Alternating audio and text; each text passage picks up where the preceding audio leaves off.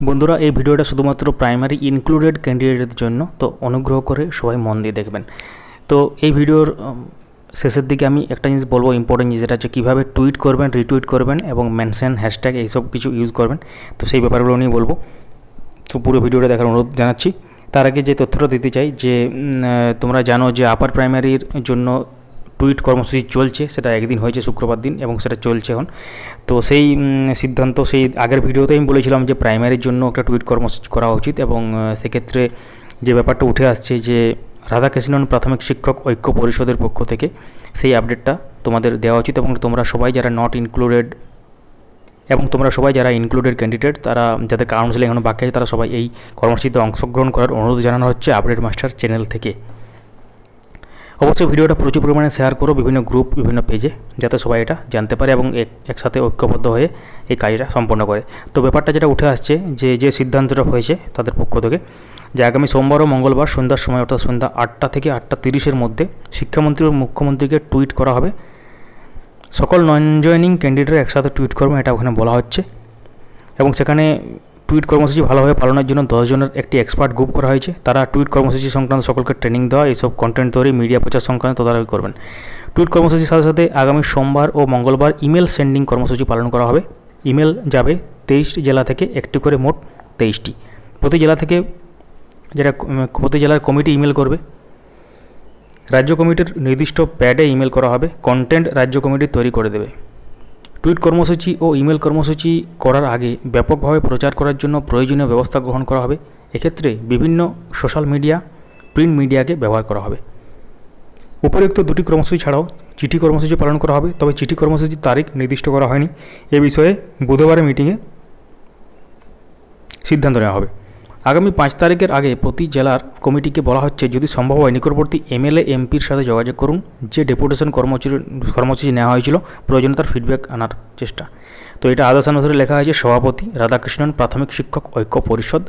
তোমরা যারা জয়েন করনি, এটা টেলিগ্রাম গ্রুপ আছে, ফেসবুকেরও আছে, সেখান থেকে জয়েন করতে পারো, সার্চ করলে পেয়ে যাবে। তো অবশ্যই সবাই ঐক্যবদ্ধ হয়ে এই কাজটাতে সম্পন্ন করো, যাতে সকলের দৃষ্টি আকর্ষণ করা যায় এবং বাকি থাকা কাউন্সিলিং প্রক্রিয়াটাকে সম্পন্ন করা যায়। এই ভিডিও করার উদ্দেশ্য একটাই, যে সকলকে জাগ্রত করা এবং সবাইকে একজোট হয়ে এই কাজটা করার আহ্বান জানানো হচ্ছে। এই চ্যানেলের পক্ষ থেকেও, এই চ্যানেল অবশ্যই সর্বদা সমস্ত রকম ভালো কাজকে সমর্থন করে, সেই জন্য এটা একটা কর্তব্য। এবং এরপর তোমরা অনেকেই জানো না যে টুইট, রিটুইট, মেনশন, হ্যাশট্যাগ এগুলো কী জিনিস এবং কীভাবে করতে হয়, এবং ক্রিয়েট করতে অনেকেই হয়তো জানো। যদি কেউ ক্রিয়েট করতে না জানে থাকো টুইটার অ্যাকাউন্ট, তো সেক্ষেত্রে তোমরা লিখতে পারো কমেন্টে, অবশ্যই আমি সেখানে রিপ্লাই দিয়ে দেবো, অথবা ডেডিকেটেড ভিডিও যদি চাও অবশ্যই আমি সেটা তৈরি করে দেবো, কোনো প্রবলেম নেই। তো প্রাইমারি 2014 কাউন্সিলিংয়ের জন্য এটা খুবই ইম্পর্ট্যান্ট এই ব্যাপারগুলো। তো এখন এই মুহূর্তে যে জুনের 15 পর্যন্ত প্রায় লকডাউনটা চলছে, লকডাউন বললে ভুল হবে, বিধিনিষেধ চলছে।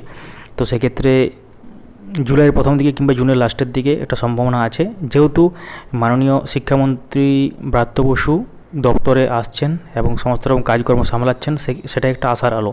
তিনি এতদিন তো অসুস্থ ছিলেন, সুস্থ হওয়ার পর শপথ নিয়েছেন 2 দিন আগে, তো তারপর তিনি সমস্ত রকম দায়িত্বভার সামলাচ্ছেন। তো এটা একটা আশার আলো, এবং তার সাথেই এনাদের দুজনকে, অর্থাৎ মাননীয় মুখ্যমন্ত্রী মমতা বন্দ্যোপাধ্যায় এবং মাননীয় শিক্ষামন্ত্রী ব্রাত্য বসু, দুজনকে মেনশন করে টুইট করা, তার সাথে ইমেল কর্মসূচি, চিঠি কর্মসূচি, এইসবগুলো করলে একটা দৃষ্টি আকর্ষণ হবে এবং ত্বরান্বিত হওয়ার একটা আশা আছে। তো এবার দেখে নেওয়া যাক টুইটারে কীভাবে এই ব্যাপারগুলো করবে। একটু দেখে নেওয়া যাক কীভাবে টুইট, রিটুইট, মেনশন, হ্যাশট্যাগ এগুলো ব্যবহার করবে। তো আমি পরিষ্কারভাবে বাংলাতে বোঝাচ্ছি ব্যাপারটা। টুইটার ওপেন করার পর হোম পেজ, এখানে সার্চ আছে, নিচে সার্চে যাবে।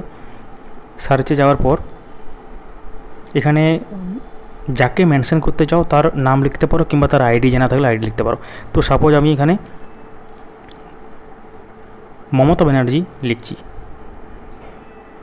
মমতা ব্যানার্জি লিখলে এখানে দেখতে পাবে তোমরা যে এখানে দেখো মমতা ব্যানার্জি একটা চলে এসেছে। এটা হচ্ছে অফিসিয়াল আইডি, মমতা অফিসিয়াল, যেটা @ এটা হচ্ছে অফিসিয়াল আইডি মাননীয় মুখ্যমন্ত্রীর। তো এখানে তোমরা মাননীয় মুখ্যমন্ত্রীকে কেউ কোনো কিছু লিখতে হলে এখানে যেটা লিখার একটা চিহ্ন আছে, দেখতে পাচ্ছ তোমরা এখানে, এখানে তোমরা প্লাস দিয়ে এখানে লিখতে পারো, অথবা দেখো এখানে লেখার সময় অ্যাট দ্য মতো অফিসিয়াল হয়ে গেছে। এর অর্থ হচ্ছে এটাই যে এটা ওনাকে মেনশন করা হচ্ছে। অ্যাট দ্য রেট মানে মেনশন করার ব্যাপারটা আশা করি বুঝতে পারছো। আর তোমরা চাইলে এটাকে ব্যাক করে তোমাদের যে কোনো জায়গা থেকে হোম পেজ থেকে এখানে লেখার জায়গাটাতে যাওয়ার পর অ্যাট দ্য রেট তুমি কোনো যদি আইডি জানা থাকে তো অবশ্যই সেখানে লিখতে পারো। তো ব্রাত্য বসু আমাদের মাননীয় শিক্ষামন্ত্রী, তাকে যদি মেনশন করতে চাও তো সেখানে Basu at the rate Basu underscore Bratya, এটা হচ্ছে ওনার আইডি। তাহলে এখানে এরকমভাবে মেনশন করতে হবে অ্যাট দ্য রেট দিয়ে। এবার তোমরা যদি একাধিক মেনশন করতে চাও তারপরে এখানে আবার অ্যাট দ্য রেট, যদি দুজনকে একসাথে করতে চাও অর্থাৎ মাননীয় মুখ্যমন্ত্রীকে, তাহলে সে একটা স্পেস দিতে হবে মাঝে।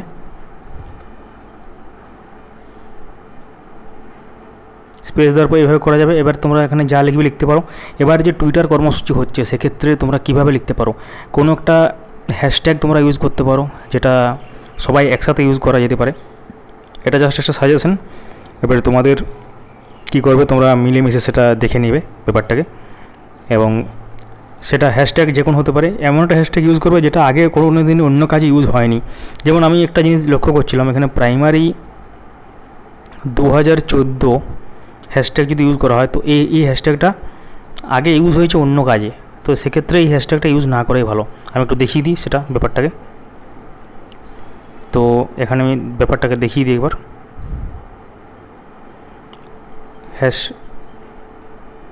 হ্যাশট্যাগ প্রাইমারি 2014 সার্চ করছি। এখানে সার্চ করার পর দেখতে পাবে তোমরা যে প্রাইমারি 2014 অন্য কাজে ইউজ হয়েছে। তাহলে এই হ্যাশট্যাগটা না নিয়ে একটা অন্য ইউনিক হ্যাশট্যাগ ভাবা যেতে পারে, সেটা তোমরা ভাবতে পারো। তোমরা অবশ্যই কমেন্টও মেনশন করতে পারো যে কী হ্যাশট্যাগ ইউজ করা যেতে পারে। সেটা তোমরা একসাথে করবে তোমাদের গ্রুপ কিংবা ফেসবুক পেজ, টেলিগ্রাম, হোয়াটসঅ্যাপ যে কোনো গ্রুপ থেকে সবরা মিলেমিশে কাজগুলো করবে। এবং তার সাথে যে ব্যাপারটা আছে, রাধাকৃষ্ণন প্রাথমিক শিক্ষক ঐক্য পরিষদ তাদের পক্ষ থেকেও যে কর্মসূচি গ্রহণ করা হচ্ছে সেটা নিয়ে তোমাদের যেটা আগে বললাম, তো সেক্ষেত্রে তোমরা সেইভাবে একসাথে তোমরা একজোট হয়ে ব্যাপারটাকে দেখতে পারো। তো অবশ্যই এটাকে একটা ইউনিক হ্যাশট্যাগ হিসাবে করবে। তো সেক্ষেত্রে বেশি যোগ করলে কী হবে, সেটা ট্রেন্ডিং পেজে যাওয়ার চান্স থাকে। ট্রেন্ড করে যেটা ট্রেন্ডিং পেজ দেখতে পাচ্ছ, এটা আজকের টুইটারের ট্রেন্ডিং। তো এখানেও কোনো খুব বেশি সংখ্যক যদি মানুষ একটা হ্যাশট্যাগ ইউজ করে এবং সেটাকে নিয়ে খুব চর্চা হয়, মেনশন করা হয়, রিটুইট করা হয়, টুইট করা হয়, তো সেক্ষেত্রে সেটা কী হয়, অনেক সময় সেটা ট্রেন্ডিং পেজে চলে যায়। ট্রেন্ডিং গেলে সেটা সবাইকার নজর কাড়ে, এবং বিশেষ করে মিনিস্ট্রি লেভেল বলো এবং যাদের উদ্দেশ্যে তোমরা লিখছো, অবশ্যই মাননীয় শিক্ষামন্ত্রী এবং মাননীয়া মুখ্যমন্ত্রী এদের উদ্দেশ্য করেই তোমরা লিখবে। তো সেক্ষেত্রে দুটো মেনশন করতে পারো অ্যাট দ্য রেট দিয়ে। তো এইভাবে হ্যাশট্যাগ, মেনশন এবং টুইট এবং রিটুইটটা একবার দেখিয়ে দিই।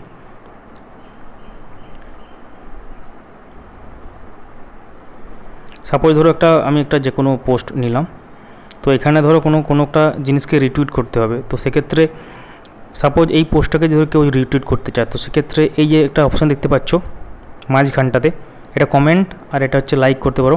তার মাঝে দেখো রিটুইট আছে, এটা প্রেস করলেই এখানে দেখো রিটুইট আসবে আর কোড টুইট আসবে। প্রথমে একটা রিটুইট করে দিলে রিটুইট করা যাবে এখান থেকে। তো এইভাবে রিটুইটটা করতে হয়। রিটুইট করা সব থেকে সহজ